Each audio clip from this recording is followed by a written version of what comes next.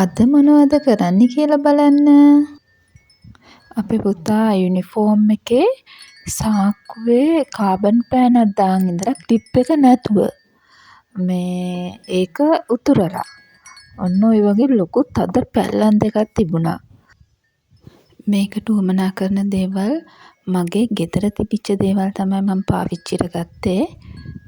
නිය රිමූවර් එකක්, tooth paste එකක්, මේ වගේ ගෙදර තියෙන දේවල් ටිකක් තමයි මේක සඳහා මම යොදාගත්තේ.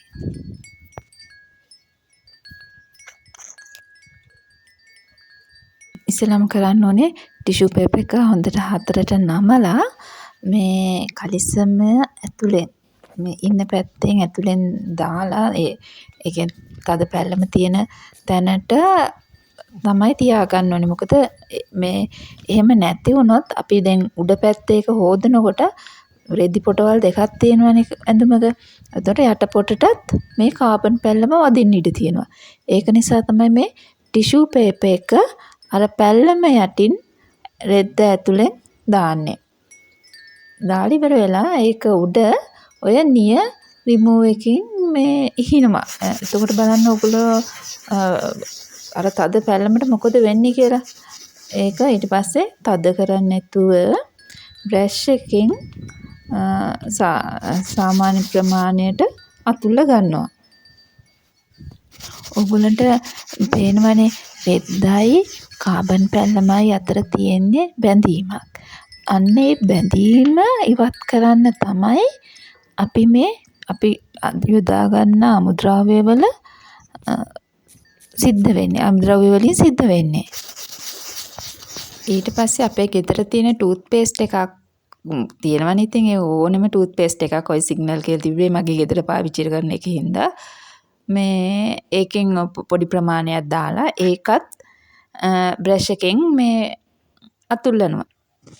ඒකක්වත් තද කරලා අතුල්ලන්න එපා. ඊට පස්සේ අපි කරන්නේ මට ගෙදර තියෙන ලෙමන් මේ නාරන්නේ මේ ලෙමන් නැහැ මගේ ගාව. මේ දෙහි මොකුත් නැහැ. මං ගහේ තියෙන නාරං ගෙඩියක් කපලා ගත්තේ. ඒකත් දාලා දැන් ඔය ඒකෙත් අතුල්ලනවා. රෙද්දයි කාබන් පැල්ලමයි අතර තියෙන බැඳීම නැති කරන එක තමයි මේ අපි මේ ගන්න අමුද්‍රව්‍ය වල සිද්ධ වෙන්නේ. ටූත් පේස්ට් දාලා ඇතුළුවට පස්සේ බේකින් සෝඩා ටිකක් දානවා. බේකින් සෝඩා ටිකකුත් දාලා මේ අතුල්ලන්න ඕනේ. මේ ලාවට අතුල්ලන්න කියන්නේ මේ ගොඩාම මේ සියුම් අතුල්ලන එක නෙමෙයි. මේ ටිකක් ගොඩාම තද නොකර අතුල්ලන එක ගැන තමයි මේ කියන්නේ. ගොඩාක්ම තද කරොත් මොකද දන්නේ? රෙද්ද අතුල්ලන ඔය හරිය විතරක් රෙද්ද තද කරලා අතුල්ලනකොට රෙද්දේ තියෙන ස්වභාවික ගතිය නැති වෙන්න ඉඩ තියෙනවා. එක්කෝ ඒ හරිය තුනී වෙන්න පුළුවන්. එක්කෝ තුනී රෙද්දක් නම් ඉරෙන්න පුළුවන්. අන්න ඒක ගැනයි මේ කියන්නේ. මේ වැඩි තද කරන්න එපා කියන දේ නිකම්ම අතුල්වට යන්නේ හේකුත් නැහැ. ඉතින් අර අපි ගෙදර වැඩ කරනකොට තේරෙනවනේ ඔයගොල්ලන්ට මම මේ මොකද්ද කියන්නේ කියන එක. අන්න ඒ රෙද්ද අනුව ඔයගොල්ලෝ මේ අතුල්ලන්න දාන බර සීමා කරගන්න. දැන් ගොඩාක් දුරට ගිහිලා කියලා තේරෙනවා. ඊට පස්සේ මම ආපහු ඔය නේල් රිමූවර් එක චුට්ටක් දැම්මා.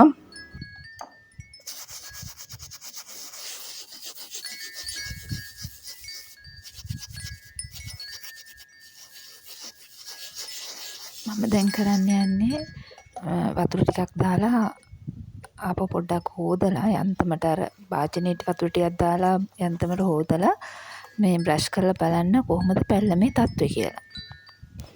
ඒත් පැල්ලම ගොඩාක් තද වැඩි. ඒක මේ හරි අමාරුයි. මේ ඒක යවා ගන්න සෑහෙන්න වෙලාවක් මට ගියා. ඊට පස්සේ මං කරපු වැඩි ආටිෆිෂල් විනාගිරි තිබ්බා ගෙදර.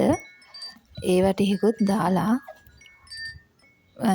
රින්සු ටිකක් දාලා ඒකට උඩින් ආටිෆිෂල් විනාගිරි ටිකකුත් දාලා තියලා තිබ්බා ටිකක් වෙලා විනාඩි 10ක් විතර. පැල්ලම නැත්තම් යවා ගන්න බැරි හින්දා මට තේරුණා ගොඩම තද වැඩි හින්දා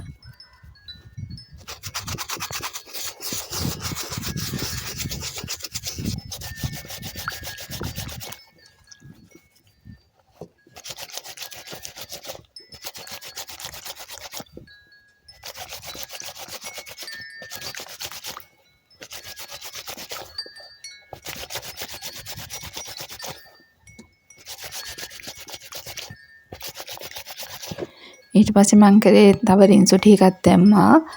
දාලා මේ විනාකිරි ආටිෆිෂල් විනාකිරි ගෙදර තිබ්බා. මේ ආටිෆිෂල් විනාකිරි ටිකකුත් මේ දාලා පොඩ්ඩක් ඇතිල්ලුවා. මේ විදිහටම මම දෙපාරක් කරා. පැල්ලම තද වැඩි හින්දා සාමාන්‍ය පැල්ලම නම් ඉක්මනට යනවා. ඕකේ ওই ක්‍රමයට මේ බලමු අපි කොහොමද කියලා.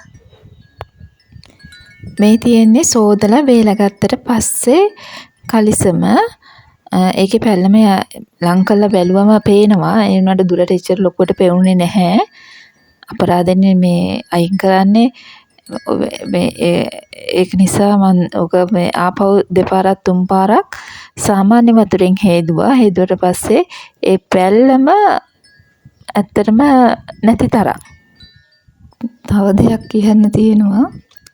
දැන් මේ ඇඳුම හොදලා ලස්සන පිරිසිදුව අයන් කරලා ඒක ඔක්කොම දුන්නට පස්සේ ඔන්න දවස් 2ක් ගියේ නෑ. ආයේ කාබන් පැල්ලමක් දාගෙන එනවා. මොනවා කරන්නද ඉතින්? එහෙනම් මං ගිහින් එන්නම්.